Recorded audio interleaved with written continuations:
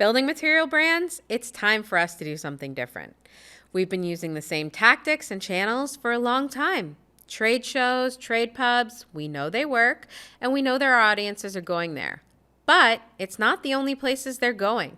They're using other channels to get their information, and we need to meet them where they are. So stay tuned, and we can start to challenge the things that we're doing to connect with audiences in this space.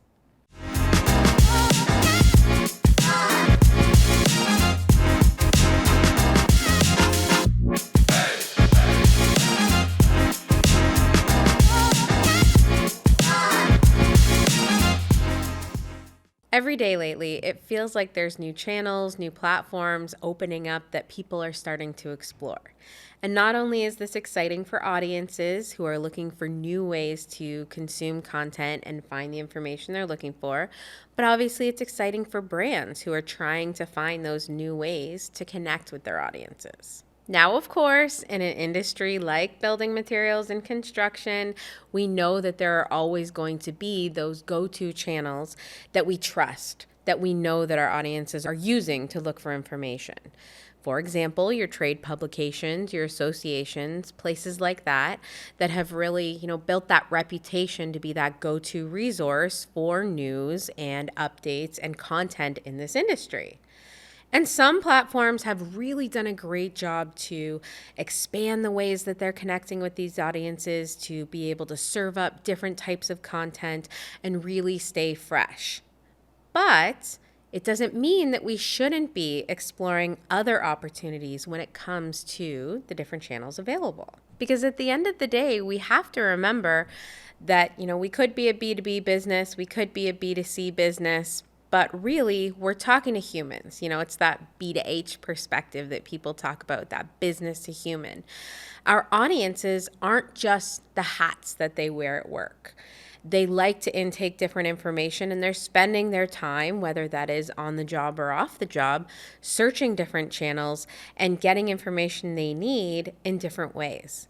Of course, wouldn't we love if all audiences and all customers and all prospects came to us and asked for the information that they were looking for straight out and we were able to give it to them? What a perfect world that would be. But that's not the way that the market works. And so we need to understand where our audiences are, how they're looking for information, and meet them in those places to be that brand that really helps to fulfill their needs. And so with that, I wanted to take the opportunity to share 5 of the more unexpected channels where we're seeing a lot of audiences in this space starting to go to get their information and to intake content, and where we're seeing brands really see a lot of success when it comes to getting noticed and selected in the building material space. So first, I'm going to start by talking about TikTok. So I'm sure you're sitting there saying, why are we talking about TikTok? What does this have to do with my building materials brand? And it's because your audience is on TikTok. Architects, homeowners, contractors, designers, they are using the platform as we speak. Some great examples that we've seen from brands in this space is, those really quick tips when it comes to installation. What are those really small nuggets, those quick little videos that are going to capture attention and keep people looking for more and really help them in that moment? When it comes to inspiration, we're seeing a lot of brands really lean in here, showing how their products can come to life in new builds, showing how it can come to life in design visions so that homeowners as well as professionals can see that in real life and really get that inspiration that they need. And I talked about this before, but product usage and kind of that product demo is also something really popular here with brands. When you're able to find others to use your product, other professionals to show how the product is applied, how it performs, those are all really good small snippet ways that you can create content on TikTok, and people are doing it today. So as a brand, how do you get involved in TikTok? The first thing I would say is to use the power of TikTok as a search engine. And, this should be noted as well that TikTok has really grown as one of the largest search engines because of its capabilities. So tapping into that power and looking up different topics, different hashtags, looking up your competitive brands, see what others are doing is the best place to start. And for brands who are ready to get into TikTok, remember, it's all about authenticity. Audiences in this space really aren't looking for things to be overdone or overproduced. They're looking for that real content, that behind the scenes, that really snapshot into what's real about your product or your experience. So if you're getting into TikTok, start by listening. Really use those search capabilities to see what people are talking about, what they're interested in, and what others in the space are doing. And then lean into your creativity to really create a good presence. All right, so next, let's get into Reddit. So Reddit is actually one of the top 20 most visited sites in the entire world, and it's where millions of people come to engage with others on the topics that they're most interested in. I would say Reddit is basically a hybrid between a forum and kind of a modern social media network. And then when we dig a bit deeper, we talk about subreddits. And subreddits are basically like subforums. So any user can start a subreddit on any topic they like. And yes, that includes building materials, construction practices, design inspiration, all of the topics that our audience is really interested in. So if you're following where I'm going here, our audience is there, and not only are they using the Reddit channel, but they're also starting and engaging in conversations that are really meaningful to our brands. Forward-thinking brands who have tapped into the power of Reddit are really seeing some incredible ROI in this space. One of the biggest reasons for this is the hyper-targeting or kind of niche targeting that is available here. So if we think about the subreddits that exist, for example, around construction processes, home building tips, things like that, you really are able to reach a really niched group that has the interest that you're trying to target. And so for that reason, it's not only about the paid opportunities, which are absolutely there on Reddit, but also that organic conversation capability that is available through this channel. So if you think about all of those subreddits and those conversations that are happening in this industry or about this industry, there's a lot of opportunity to get involved in conversation and to also start communities, to support communities, and to do things like host AMAs or Ask Me Anything, where you bring in internal experts to provide the information, the support, the expertise that your audience is looking for. So how can you be successful on this channel? First of all, you need to know what you're getting into. So if you haven't looked into Reddit before, I highly recommend it. And then it's about understanding the topics and themes that are out there. And there are tools available to help you with this, such as a tool called Gummy Search, which allows you to look at the trending topics, the keywords, the content that's being shared in your area of interest. And so, of course, when it comes to any channel, I will always tell you, make sure that you have your goals planned out first, because that will also tell you how you want to engage here. So if you're looking at paid opportunities, there's a lot of great ways, and they're still developing on this channel, but a lot of great ways to get in front of your audience. Or if you're thinking about engaging more from an organic or conversation perspective from your brand, just remember that you need to be genuine. This audience absolutely sees through insincerity, and so you need to make sure that what you're doing, similar to what we talked about with TikTok, is authentic, it's genuine, that you're providing real support, not just promotion, to really be valuable in the channel.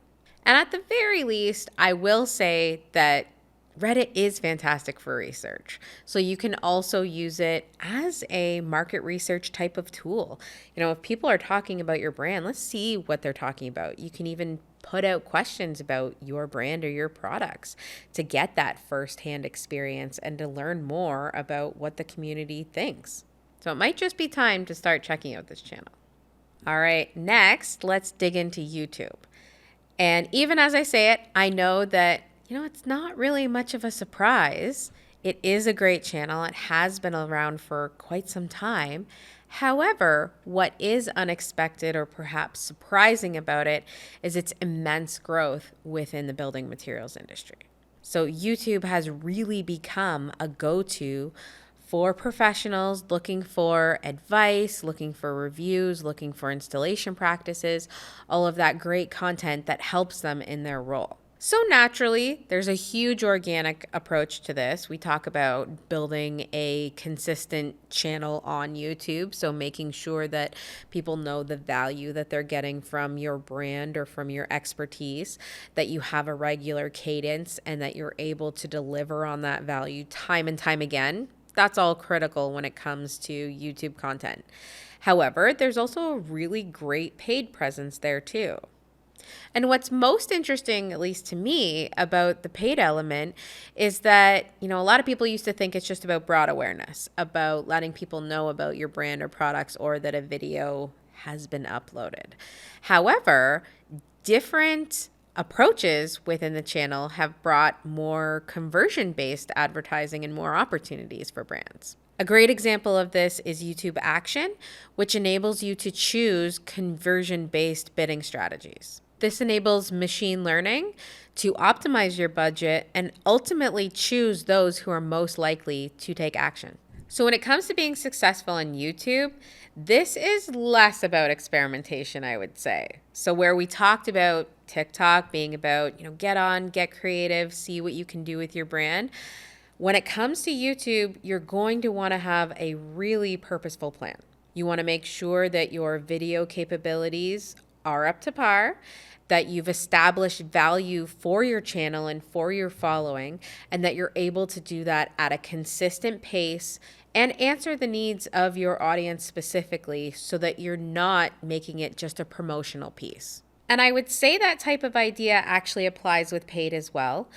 And really making sure that you're testing different ad types and different ad units to see what's working with your audience. YouTube has a lot of options when it comes to how you can connect with your audience through paid media, which are worth exploring. But ultimately, knowing that that skip button is there, it's all about how you can grab your attention of your audience right away. The next channel we're going to dig into is podcasts. Our best friend for long road trips, for flights to conferences, you name it, podcasts have exploded as a way for people to intake content and information. When looking at the stats, monthly podcast subscribers sits around 144 million in the States. And I think we can all agree there are podcasts for literally everything nowadays. Finding podcasts that are unique to your own industry or your own needs or interests is so easy with all of the different platforms available. So of course, building science experts, construction professionals, they've really tapped into this channel, and there's some fantastic podcasts out there. Some even off the top of my head that you might want to check out are The Building Code as well as The Build Show. And, podcasts like these, they get into different topics that are going to help professionals in their role, whether it is product selection, best practices, understanding new trends or industry advancements, ways that they can really further the conversation in the industry. And so knowing that there's a lot of podcasts out there in this space, there's opportunities for building material brands, either to start your own podcast, which, yes, can be daunting, can be heavy. You need to make sure you have the resources to do so.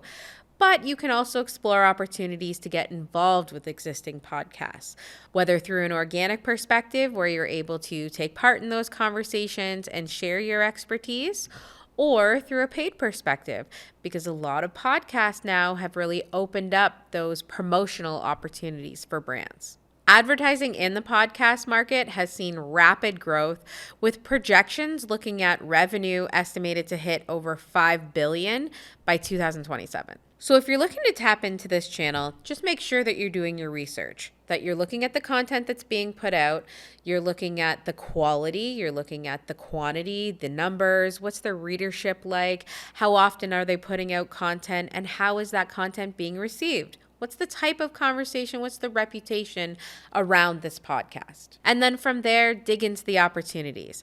Can you get involved to share your expertise? Or do you want to look at it from a paid perspective and really see the options that are available, such as sponsorships, product features, or other ways to really connect with your audience? And in this channel, let's keep in mind that sometimes the two blur. So in order to get involved with podcasts, sometimes it is a pay-to-play endeavor. So be ready with that as you're looking at including this in your marketing mix. And last, we're going to talk about influencers. Now, one of the most common questions that I get in this area is, does influencer marketing actually make sense for me in building materials? And I can confidently say, yes, it does. And the reason that I can say that is because there has been so much change when it comes to influencer marketing. Years ago, it was about finding those big spokespeople to hold your product, to talk about your brand, and to take a lot of pictures. Now that's evolved so immensely that it's opened up so much opportunity for brands. So we've gone from the micro influencers, those who, tend to have a 50,000 to 500,000 following and tend to be known in the space, all the way down to now nano influencers and even community influencers. And with that, we've also seen the introduction of industry experts that are starting to be used more as influencers in the space, and even internal experts where brands are really looking at their teams and identifying key spokespeople from inside that can share such valuable information with their audiences. And so of that list, actually one of the most exciting opportunities that I think is really going untapped right now is working with people like industry experts. So for example, it could be academics, researchers, designers, architects, those who are at the top of their field in construction, who have carved out a space and an audience of their own, or who have maybe just built their own reputation based on their expertise and could make really good partners to help get your brand and your perspective out together. Now, a lot of times partnerships like this, especially in the building material space, are less about product promotion and kind of overtly selling, if you will, and more about education, inspiration, and those more top of funnel activities where we really want to capture attention and generate new audiences. And so why has it become so powerful, and why are we even talking about it in relation to building materials? It's because we know that people in this space, whether it's homeowners, whether it's professionals, they want to hear from those that they know, like, and trust. So when it comes to examples, there's really a lot of different ways that building material brands are tapping into influencers. We see a lot of brands getting product into influencers' hands, showing their audiences how to use the products, best practices, really tips and tricks when it comes to applying or using these in real life situations. Then we have other brands who are tapping into more industry experts who are, sharing more when it comes to the approach of building, when it comes to overall how to get the best results, which aligns with perspectives of the building material brands they work with. And these types of partnerships can be campaign based. We see a lot when it comes to launches and really point in time. But a lot more success is also found when there's long-term partnership, when you're able to create that recognizability together and have that momentum in that long-term approach. So when you're looking into influencers, there are some key things that you're going to want to look into. For example, of course, you're going to want to look at the numbers. You're going to want to look at impressions, their following, all of that great stuff. But don't forget about the qualitative information. So look at their content. Are they creating engaging pieces? Are they creating pieces that are of quality that you want to be associated with? And also look at the influencer themselves. Do they share the same values and perspectives as your brand?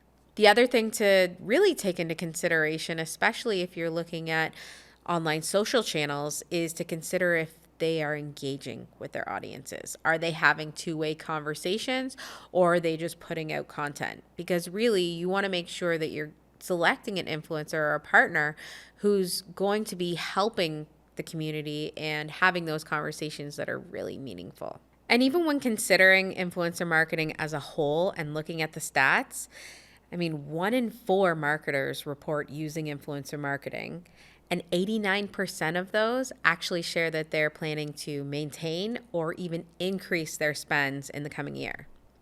And of course, make sure that you're tracking, measuring, and learning.